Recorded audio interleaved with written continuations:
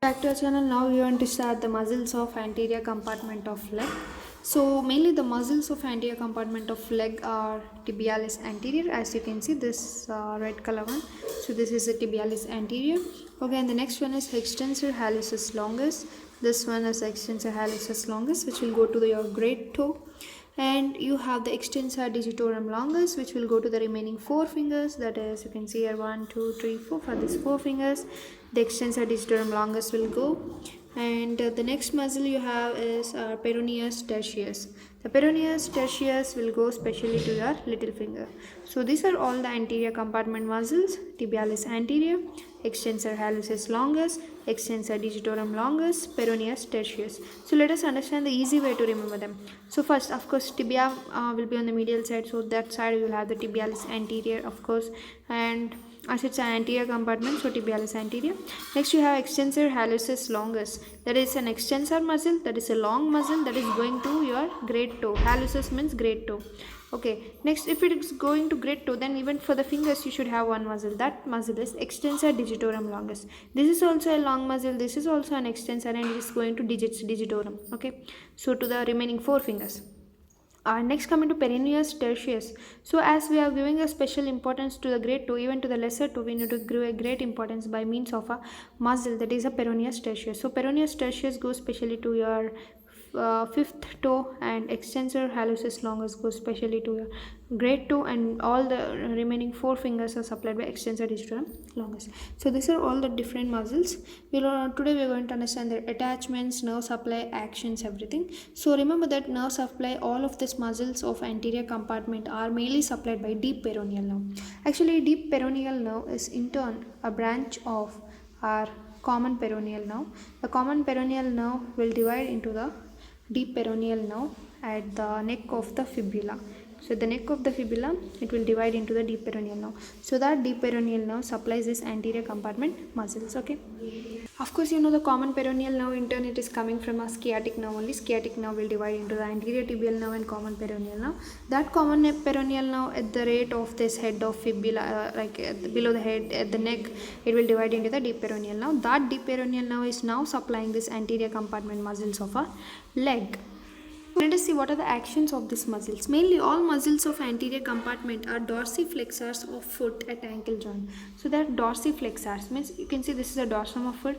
Flexor, flex means, for example, you think this hand as my foot now. Okay, so dorsiflexor, this is extension, right? Flexor means like this. So if you're doing your leg like this, that is mainly because of your this anterior compartment muscle. So that is their action.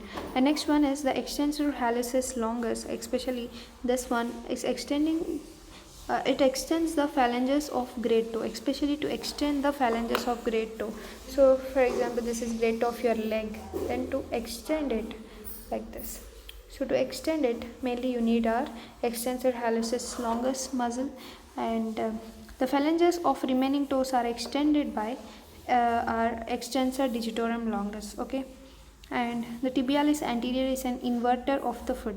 So inverter like this, you can, of course you cannot completely do it like this, but you can do it like this. So the inverter of the foot is mainly by our tibialis anterior muscle, especially keeps the leg vertical while walking and on uneven ground. Next, coming to tibialis anterior plays very important role in maintaining medial longitudinal arch of foot. Tibialis anterior and peroneus longus are inserted on same bones together, form a sling or stirrup beneath the middle of sole, and the presence of the sling keeps the middle of foot pulled up and prevents flattening in its arches. So especially on the medial side, actually the peroneus longus muscles and our tibialis anterior both are forming a strip or sling. So because of this string, there is a it's preventing flattening of arches especially. So how to test the dorsiflexors of the ankle joint? We'll see one diagram.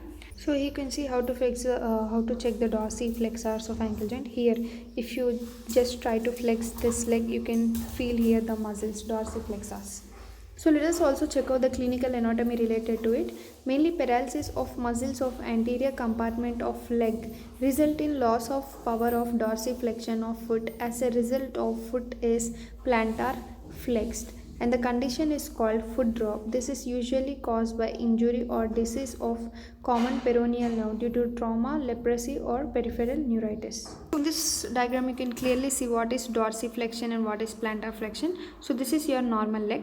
If you raise it like this, so if this is a normal leg, if it is raised like this, then this is the dorsiflexion. So this dorsiflexion is done by the anterior compartment muscles of the muscles of anterior compartment of thigh.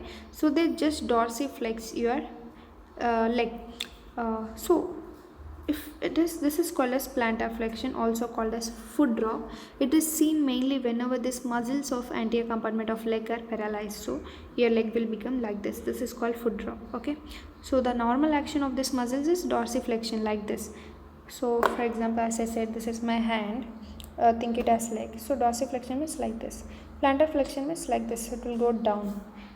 This is foot drop. So in this diagram, you can observe this is the foot drop. So it is caused mainly whenever there is any paralysis of the muscles, mainly because of any injury or defect on the common peroneal nerve, because common peroneal nerve is in turn divided into deep peroneal nerve, which supplies the anterior compartment muscles of leg. Let us start our main topic, that is origin and insertion. So first we will start with tibialis anterior. It is a spindle shaped belly with multipennate fibers. So its origin is from lateral condyle of tibia. So this is tibia, it's lateral condyle, this is medial side, right? This is lateral side. So from the lateral condyle of tibia it will origin, and also from the upper 2/3 of less of lateral surface of shaft of tibia, adjoining part of interosseous membrane, even adjoining part of interosseous membrane, all it is giving origin, and in turn it is inserted into the inferior medial surface of medial cuneiform. You know the cuneiform bone, right? Here this is a medial cuneiform, right? So from there it will come and it will insert into the medial cuneiform bone.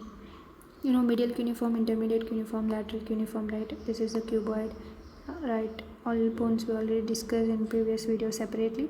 So this tibialis anterior will come and attach to the, you can see its insertion over here, inferior medial surface of medial cuneiform and adjoining part of base of first metatarsal bone. So this is the insertion point of tibialis anterior. It is mentioned here clearly. Next, coming to the extensor hallucis longus. You can see this muscle is extensor hallucis longus, is origin from posterior half of middle 2/4 of medial side of shaft of fibula.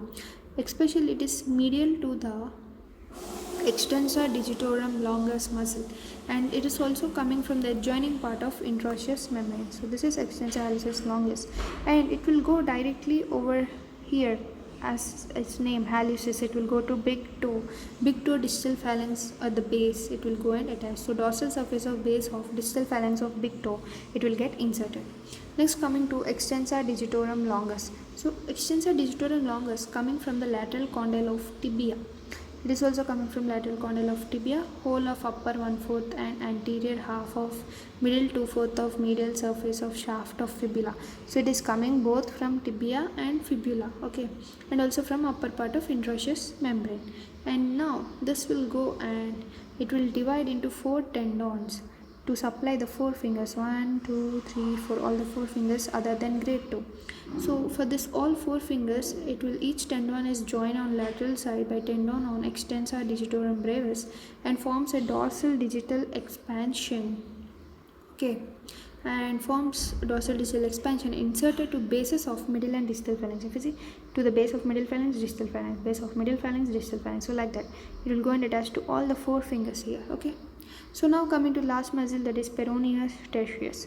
So Peroneus Tertius is a separated part of extensor digitorum longus, may be regarded as 5th tendon, okay, and it may be also absent sometimes. So actually it is origin from the lower 1/4 of medial surface of shaft of fibula and also from adjoining part of interosseous membrane. So it will go directly over our little finger and attach to medial part of dorsal surface of base of 5th metatarsal bone. So it will attach to the metatarsal bone. This is our Peroneus Tertius. So this is origin and insertion. We also discuss its actions, and also we have discussed the nerve supply, that is the deep peroneal nerve. So once again let us revise its origin and insertion. It's very simple.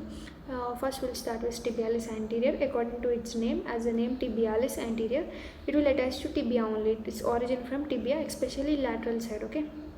So from the lateral condyle of tibia, and also from lateral side of shaft of tibia, and also from the interosseous membrane it will attach, and finally it will go and insert into the great toe, especially at the great toes metatarsal bone, base of metatarsal bone of first toe, that is first tarsal, and also to the cuneiform, medial cuneiform bone. Okay, especially inferior medial side it will attach, that is an insertion.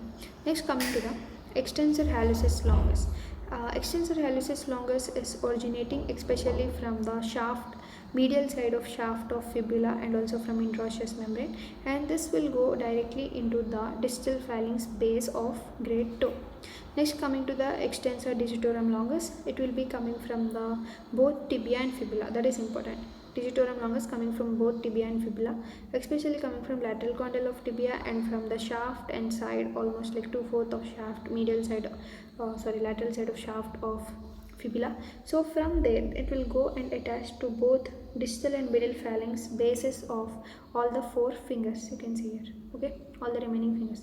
Next, coming to the Peroneus Tertius, it will originate from, of course, the lower side of shaft of medial side of fibula, and it will directly go and insert into the fifth